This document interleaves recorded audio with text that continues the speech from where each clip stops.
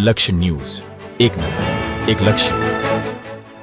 Kalol joyful international school ખાતે રક્તદાન camp યોજાયો. કલોલ જોયફુલ ઇન્ટરનેશનલ સ્કૂલ અને સોમેશ્વર મહાદેવ ટ્રસ્ટ દ્વારા રક્તદાન કેમ્પનું આયોજન કરાયું.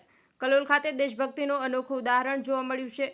જોયફુલ ઇન્ટરનેશનલ સ્કૂલ અને સોમેશ્વર મહાદેવ ટ્રસ્ટના સહયોગથી એક વિશાળ બ્લડ ડોનેશન કેમ્પનું આયોજન કરવામાં આવ્યું હતું, જેમાં ભારતીય સૈનિકોની સેવા માટે નગરજનો દ્વારા રક્તદાન કરવામાં આવ્યું હતું. આ કેમ્પમાં કલોલ રોડક્રોસ સોસાયટીના સહયોગથી જોયફુલ ઇન્ટરનેશનલ સ્કૂલના ટ્રસ્ટી ગોવિંદભાઈ પટેલ, તેમનો પરિવાર અને કલોલ શહેર ભાજપ સંગઠનના ઉપપ્રમુખ જયશ્રીબેન પટેલે પણ રક્તદાન કર્યું હતું. તેમજ સોમેશ્વર મહાદેવ મંદિરના કાર્યકર્તાઓ તેમજ પંચવટી વિસ્તારના લોકોએ મોટી સંખ્યામાં ઉપસ્થિત ઉત્સાહપૂર્વક રક્તદાન કરી દેશભક્તોને સંદેશ આપ્યો હતો.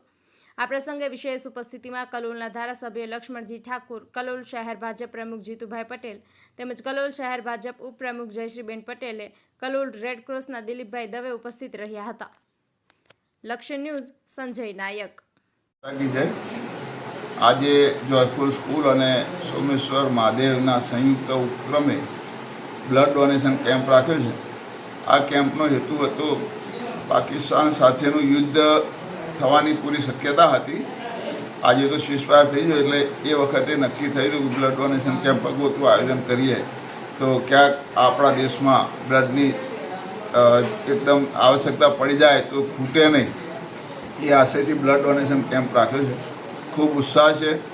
જોયફુલ સ્કૂલ અને સોમેશ્વર મહાદેવના ઉપક્રમે થયેલો આ બ્લડ ડોનેશન કેમ્પમાં ખૂબ લોકોનો ઉત્સાહ વધી રહ્યો છે અને ખૂબ ઉત્સાહપૂર્વક ભાગ લઈ રહ્યા છે. બધા લગભગ 8 વાગે શરૂ થઈ ગયું હતું અને હજુ 12 વાગ્યા સુધી અમે આ બ્લડ ડોનેશન કેમ્પ ચલાવવાના છીએ.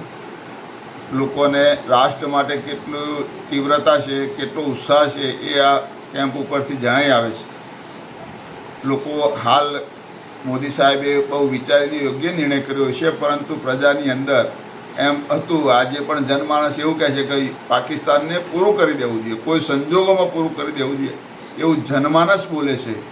એટલે ક્યાંક પ્રજા હાલ થોડી નિરાશ થઈ છે, પરંતુ આવનારા સમયમાં મને વિશ્વાસ છે કે મોદી સાહેબ આ નિરાશ થયેલી પ્રજાને ખૂબ ઉત્સાહવર્ધક કંઈક એવું કામ કરશે, એ વિશ્વાસ સાથે અસ્તુ. ભારત માતા.